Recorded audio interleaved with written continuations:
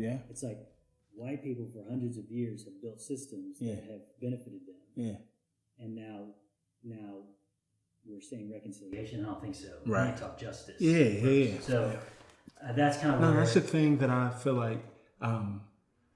So man, growing up in the South and just being here now, you know, I've constantly found myself just based on like theological training and all that stuff in predominantly white theological circles and churches. And so I've just constantly been around what I found is this like, when it comes to churches, what I found to be the case is the majority culture tends to say the main problem with our church or churches like ours is that they're not colorful enough.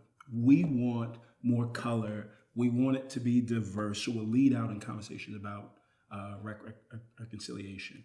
But then, and so I don't want to speak about all of the Black church because there are streams of the Black church that I was not exposed to that have been theologically potent and on par.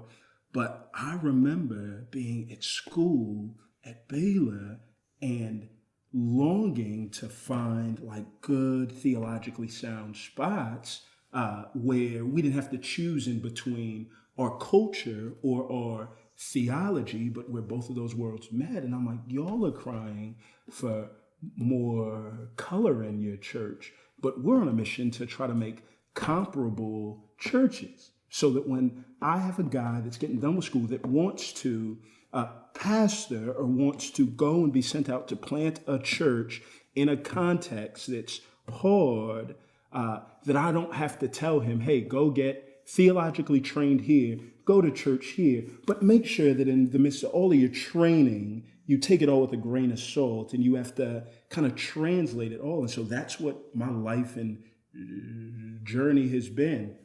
Go to a church where I'm trained, and I'm grateful for all the guys that have been vested. Go to theological institutions where I'm trained. And while the rest of the folks in my class sit there and say, this is good stuff, I sit there and I say, this is good stuff, but how am I going to translate and give it back to all of the folks there? And so I just think I've seen it most clearly there.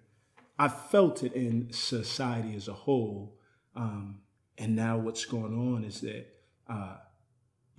since racial tension has made the news, I think sometimes a majority culture can feel as if when it becomes news to me, then it's new. And that's not the same thing.